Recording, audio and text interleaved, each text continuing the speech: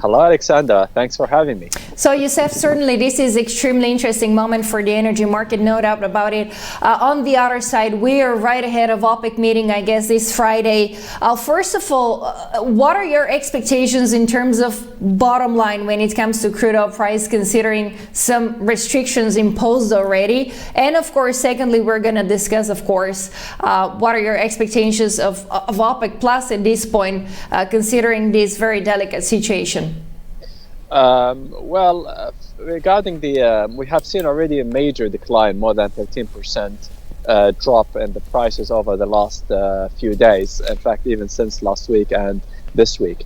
Although the markets have been a bit cooled down by statements coming from the Saudi energy minister, but still because we have seen some countries taking some decisive measures just as precautionary measures against the new variant.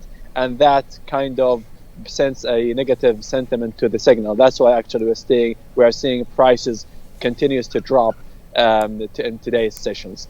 Actually, I would say here, until we have a clear action coming from OPEC Plus, I wouldn't be surprised if we see prices continue to go further down.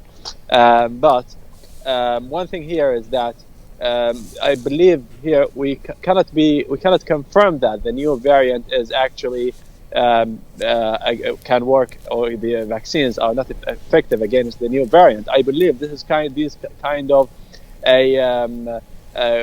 of worries that have emerged right before we have all the information about the new variants. In fact, I've heard some reports coming out this morning, and it says that the new variant could have actually less mortality likelihood compared to other forms of COVID-19. So I believe here it's a high level of uncertainty, and in fact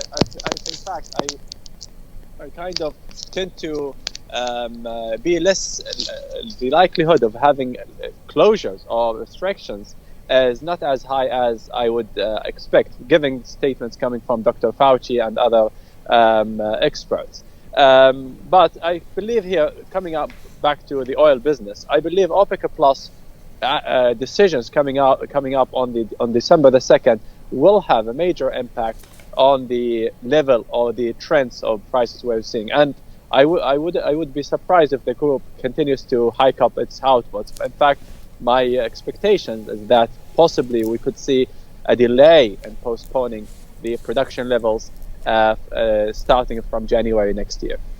So, considering the fact that they have to actually face also the U.S. movement along with other countries like India, Great Britain, South Korea, and few more in regards to the release of their strategic reserves. So, do you think this makes any sense at this point, considering the current circumstances? The SPRs, or in terms of impact of SPRs on the price, we haven't really seen a significant impact yet. SPRs could increase the expected surplus starting in 2022, and I would be very certain that OPEC will have a kind of a counter action to minimize that surplus starting from next year. But in terms of impact on prices, we haven't really seen that impact because the market have expected OPEC Plus to react. And that's the reason why on announcement of the SPRs, we've seen a jump in the prices to Brent actually went above than $82. So on top of that, we are already expecting a surplus in the markets in 2022 because the rate at which the group is hiking up its production is coming slightly faster than the rebound in demand, and that surplus could be more than 1 million barrels. In fact, it can be as high as 3 million barrels towards the end of Q1 in 2022. Now, adding the SPR's issue, and of course, statements coming out today from the advisors of President Biden that the administration could release more strategic petroleum reserves. I believe the organization certainly will have an action or the decision taken on December the 2nd will certainly take the SPR's release into account. Yet, in terms of the impact on the prices, I believe the most significant factor here is how will we deal with the new COVID variant, and possibly that will have higher priority on the group's agenda on December the 2nd. Perhaps one major thing I'm concerned about is if we have lockdowns, then that means we need to have a new agreement, and that actually could take slightly longer time, and that can increase uncertainty, because the current agreement actually is designed to deal with kind of localized lockdowns. But if we need to cut back, then possibly that could complicate the scenarios moving forward. Yeah, I was wondering, are you concerned in regards to the future demand in the future quarters? Well, until this moment, not really, because I still believe that vaccines should continue to be effective, even if we need third boosters or so. But if in case that the worst case scenario, there will be a major lockdown in a similar fashion to what we saw in 2020, then the group can certainly cut back and kind of restore the prices to where they, in fact, let's say to keep them somewhere in the 70s.